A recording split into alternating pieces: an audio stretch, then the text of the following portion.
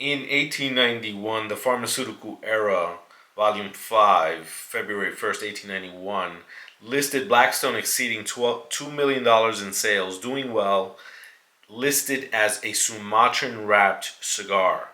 In 1891, the Evening Telegraph, as you see here, in May 2nd, 1891, warns beware of bogus Blackstone cigars. And basically, this ad was letting people know that our cigars are being imitated and copied, and we want to assure you the things that we have done to make you aware of what is a genuine Blackstone cigar. And of course, that was something that was happening with their popular lines. So this ad is also from 1891, the Lewiston Evening Journal, December 11th, 1891. 12 million Blackstones sold in 1 year. Now, remember, this is the year that they moved to their second location on Endicott Street. And although they did move in 1891, the building that you saw in the video, the red brick building, the second one that we visited, that building was built in addition to an existing location that was already there. So they kind of moved into an existing location, and then they improved the digs. And so the actual move-in date for the red brick building that has 1891 stamped on it was actually closer to 1893. But they still put 1891 on the building because they were on the property at the time, and this was considered an addition to an existing structure that then became the main structure, which happens all the time. So, well, maybe not all the time, but in this case, this was something where they actually moved into 1893, and this ad is displaying their dominance and just how effective their advertising was also. This ad from 1892, January 6, 1892, Lewiston Evening Journal.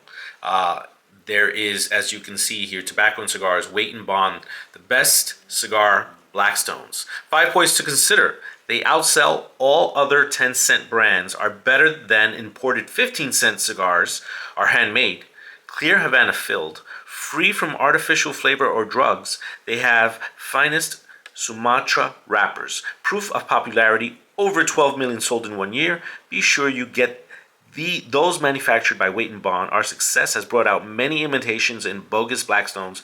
Beware of them. The genuine have our name and picture of our factory on each box. Office, 53 Blackstone Street, Boston. And now here we have the Lewiston Evening Journal once again, December 26, 1893. And this shows an ad from Blackstone Cigars. And this was, look, in the beginning, the advertising was pretty straightforward. It could be pithy, as they said, or it could be something catchy. And usually it was informing you of their quality. And in this case, Blackstone Cigars was they were at a point where their cigars were so popular that they just spit facts, right? This is what we did. We went out and we personally selected from Cuba 150,000 pounds of the cream of the crop. Now, whether they did get the very best Cuban tobacco or whether they just believed that they got the very best Cuban tobacco, there was no denying the fact that their cigars were the hottest commodity, not just in town, but spreading throughout the states and doing so well that it didn't seem like there was any end in sight for their success. Now, this is quite interesting. This is from the Montreal Daily Witness, September 11th, 1893, and this is a Canadian company's announcement of their company by the name of Blackstone Cigar Factory. And, so this is now out of the jurisdiction, right, of the courts, and they're not gonna go after them in a legal way. So they're gonna do their thing, and they actually did their thing for quite a while as well. I followed them a little bit, and they made some success as well. And look, it didn't hurt that they're named. They named their cigar Blackstone Cigar. They named the cigar factory Blackstone Cigar Factory, but they did not have a cigar by the name of Blackstone Cigar. Not that I know of. Now, this is why I say that even though 1891 is engraved in the red brick building, the second location that they moved to on Endicott Street, that you see here in this ad in 1892 from the Lewiston Evening Journal, April 14th, 1892, Waite and Bond announced move to a larger factory, the largest cigar factory in New England, by the way. We have moved into our new building, the largest, best equipped, and cleanest cigar factory in the New England states, containing between 30 and 40,000 feet of floor space with perfect arrangements for the curing of our stock, which together with the best tobacco that can be brought in Havana, enabling us to turn our better Blackstones than ever before. This is on Endicott and Stillman Streets, of course. There it is listed, and their showroom as well. And so they would move in sometime in mid to late 1892, but they wouldn't be fully operational, up and running, and well oiled till I believe 1893. Not that their sales suffered for that anyway. And here we have another ad from December 27th, 1893, Montreal Gazette. And of course, this is the Canadian Blackstone Cigar Factory. And they claim to have, without exception, the finest domestic cigar in the market. And they list their address there. And as you can see, they did very well. They did very well. Here's another ad from October 23rd, 1895, from, again, the Montreal Gazette. And you might wonder, why am I harping on this Canadian company that named their cigar factory, not their cigars, Blackstone Cigar Company or Blackstone Cigar Factory? But the point is that here you see this ad here. They were also selling cigarettes. And but the point is that this is how popular Blackstone cigars were, that they just the mention of Blackstone within the name, it, look, Blackstone Cigar Company wasn't the only company in Boston, in Massachusetts, that was using the Blackstone name. There was Blackstone Butchers, Blackstone Furnitures, there were all kinds, and they wanted to be synonymous with high quality, with good quality, with a good offering, and that was the Blackstone way. Here's another ad from 1895. Here we have exactly 1899, actually, Lewiston Evening Journal, April 19th, 1899. And it details the Perfecto cigar shape for Blackstone cigars.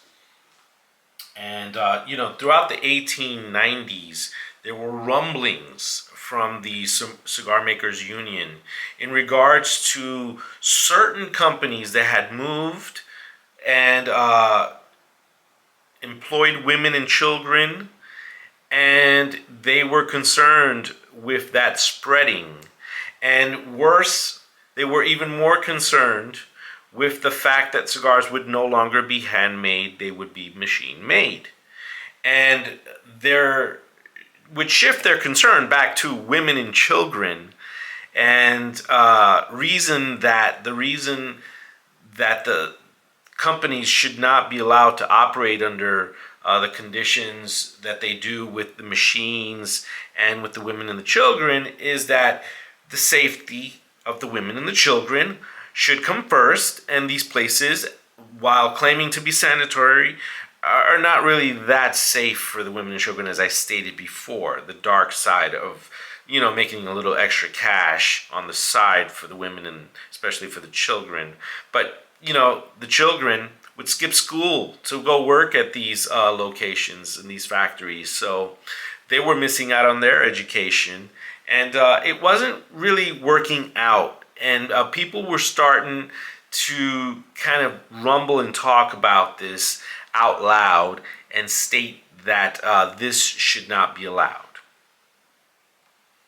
And see, this is why I had said earlier that even though they moved in kind of comfortably by 1893 in the red brick building on Endicott Street, their second location, they were really not done building it till 1900, maybe 1899, as this Lewiston Evening Journal from November 12, 1900 indicates that the addition to our factory is completed. We now have a frontage of 172 feet on three streets, Endicott, Stillman, and Morton. This is the largest factory in New England, used solely for the manufacture of cigars. The sale on Blackstone cigars is millions ahead of any other 10-cent cigar. So we're not talking about 5-cent cigars here, what every country needs or what the country needs, but we're talking about a 10-cent cigar. They're on the next level up, and they're making the finest of the finest. Here you have an ad where here in the United States Tobacco Journal in 1907, they're still showing off their new digs. They're still showing them off. This is July the 6th. And it actually states that the construction began in 1891 and was completed in 1893, as I had stated before. This is another Blackstone ad in the printer's ink, and this is dating back to let's say here, this is probably 1910.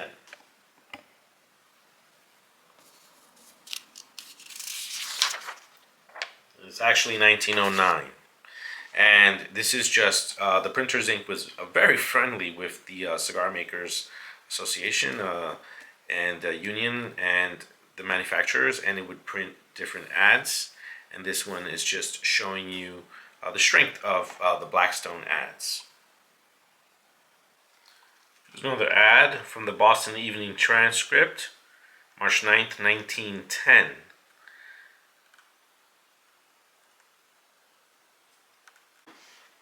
This article, advertisement actually, in the printer's ink, January 1914. And it proclaims bands and boxes are not smoked, but a couple of cents of your dime pays for bands and boxes if you like that sort of investment. Wait & Bond Blackstone 10-cent cigar has made its quality reputation in a homely, honest box. It wears no pretty bands. And so for a short while they tried this. Bandless cigars and or something very simple and plain, but that didn't last too long. One thing that Wait & Bond loved to do was put the factory's picture on the cigar boxes as displayed here, and this was their very new state-of-the-art 1913 factory on Columbus Avenue. And it would just be on the front, on the back, inside. This is a much larger picture. Now at the very top, you will see it says Northeastern, and this has been removed, of course, over time.